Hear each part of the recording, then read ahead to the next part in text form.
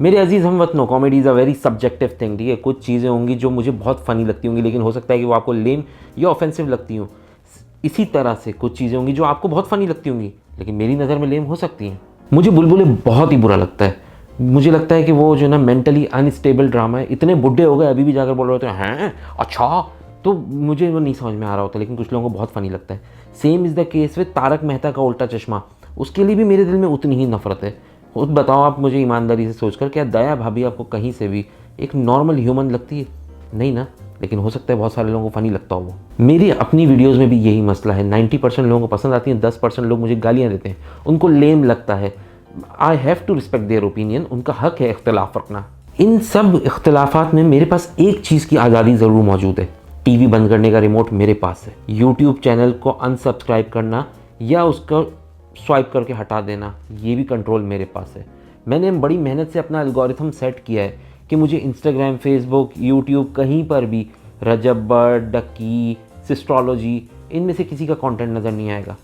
TV पर अगर तारक मेहता का उल्टा चश्मा आ रहा होगा तो मेरे पास ये अथॉरिटी है कि मैं रिमोट उठा के उसको चेंज कर सकता हूँ। ये आज़ादी उन सब के पास भी थी जो इंडिया गॉट लेटेंट देखते थे। इंडिया गॉट लेटेंट एक एडल्ट शो है, मेड प्योरली फॉर एडल्ट्स, ठीक है। उसका ह्यूमर डार्क या डैंक की कैटेगरी में फॉल करता है, प्योरली अनस्क्रिप्टेड है, और जो जो जजेस कमेंट दे रहे होते हैं वो उनकी अपनी चॉइस, उनका अपना ओपिनियन होता है या उनका अपना ह्यूमर होता है। देखो इसका फॉर्मेट आपको पता है, ठीक है, बट इट्स मोर लाइक 5 दोस्त एक चाय के होटल पर बैठे हुए हैं और सामने से गुजरने वालों पर कमेंट्स दे रहे हैं। That is why it's very raw, very unfiltered, uncensored, और यही इसका सेलिंग पॉइंट था। रणवीर अलाहाबादिया का जो कमेंट था, जो जोक था या जो क्वेश्चन था, that was really of poor taste, but it was nothing new. ये जोक गोरों के प्लेटफॉर्म पर मैं ऑलमोस्ट 10-15 सालों से मैंने देखा है बार बार रिपीट होता हुआ। शो की जो रेगुलर ऑडियंस है उनको कोई परेशानी, कोई तकलीफ नहीं होगी इस जोक से, इस क्वेश्चन से। जो मैच्योर ऑडियंस है वो या तो इग्नोर कर देगी या फिर आपको कहेगी कि प्लीज़ डू बेटर। मामले को हवा देने वाले या लोगों को भड़काने वाले 3 तरह के लोग हैं। नंबर 1, जेलिस। ये वो लोग हैं जो बहुत साल से कोशिशें कर रहे थे, लेकिन ड्यू टू एनी रीज़न, कोई भी रीज़न हो सकता है, उनका कंटेंट नहीं चल पाया। For example Sunil Pal. Number 2, outdated. ये वो लोग हैं जो किसी ज़माने में रेलेवेंट होते थे, लेकिन आज के दौर में इनकी पॉपुलैरिटी में सिग्निफिकेंट डिक्लाइन आया है।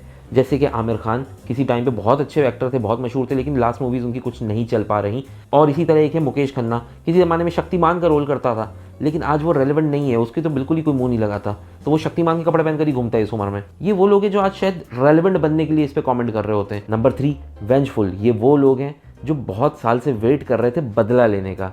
एग्जाम्पल है अर्नब गोस्वामी की। इंडिया के हर एक स्टैंड अप कॉमेडियन ने इसका मजाक कभी ना कभी ज़रूर उड़ाया है। आज इसको मौका मिला है कि ये बदला ले सके। बियर बाइसेप का कमेंट वाकई बुरा था और लोग बोल रहे हैं कि ये कल्चर के खिलाफ है, लेकिन मैंने जैसे बताया कि इस शो का जो फॉर्मेट है वो इस तरह का है कि 4-5 दोस्त बैठे हैं और वो राह पे चलने वाले लोगों का मजाक उड़ा रहे हैं, उनके बारे में बातें कर रहे हैं। तो अगर आपको कल्चर देखना है वाकई, तो आप लोग जाओ और इसी तरह किसी चाय के होटल पर जहाँ 4-5 लौंडे बैठे हों, छुप कर उनकी बातें सुनो।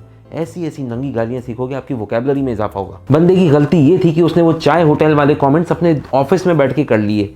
अपने दोस्तों के बीच में जो पर्सनालिटी है वो उस जगह शेयर कर दी जहाँ पे वो बहुत ही वल्नरेबल है।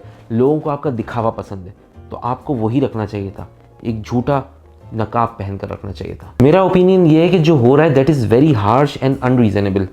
मिस्टेक हो गई, इट्स ओके यार, इंसान है, हो जाती है, उसको बोल दो कि यार ये सही नहीं किया आपने, आप आइंदा नहीं करना, दैट्स इट। मैंने 1-2 पॉडकास्ट में कहा था कि आई एडमायर इंडियन ऑडियंस, क्योंकि वहाँ पर स्टैंड अप कॉमेडी ने थ्राइव किया है। यहाँ पर नहीं कर सकती क्योंकि यहाँ पर रेड लाइन्स बहुत हैं। But both of these nations are equally very very dangerous. इस वक्त रजब बट को मारने के लिए उसके घर पर लोग जा रहे हैं जस्ट बिकॉज उसका फिरका अलग है। अगर आप, बहुत सारे पेजेस हैं, डीवा मैगजीन हो गया, ऑल पाकिस्तान ड्रामा पेज है, हेलो मैगजीन है, इस पर हानिया आमिर की पिक्चर लगेगी या किसी भी एक्ट्रेस की पिक्चर लगेगी ना, नीचे सारे कमेंट्स भरे हुए होंगे, ये बेगैरत लोग हैं, ये बेशरम लोग हैं, इन लोगों पे लानत होनी चाहिए, इन लोगों को थप्पड़ मारना चाहिए। पहला मसला ये है कि आपने डीवा मैगज़ीन, उसका नाम ही डीवा है, आपने उसको क्यों फॉलो किया? अगर आपको इनके कपड़े नहीं पसंद, अगर आप इतने अच्छे होते, नेक पारसा होते, आपने ये अकाउंट्स ही फॉलो नहीं किए होते। जिस अकाउंट का नाम ही डीवा है वहाँ पर आपको क्या मिलेगा? लॉजिक है ना, आपने क्यों फॉलो किया? अगर आप इतने अच्छे होते, आपने इनमें से किसी को फॉलो नहीं किया होता। आप बैठ के मोरालिटी वाली चीज़ें देख रहे होते, आप साइंस की चीज़ें देख रहे होते, आप अकवाले ज़री देख रहे होते, आप इधर होते ही नहीं। खैर, मेरा कंक्लूजन ये है कि अगर आप इंडिया या पाकिस्तान में कंटेंट क्रिएटर हैं, then be very scared. Be very careful and stay safe for at least next 20 to 30 years.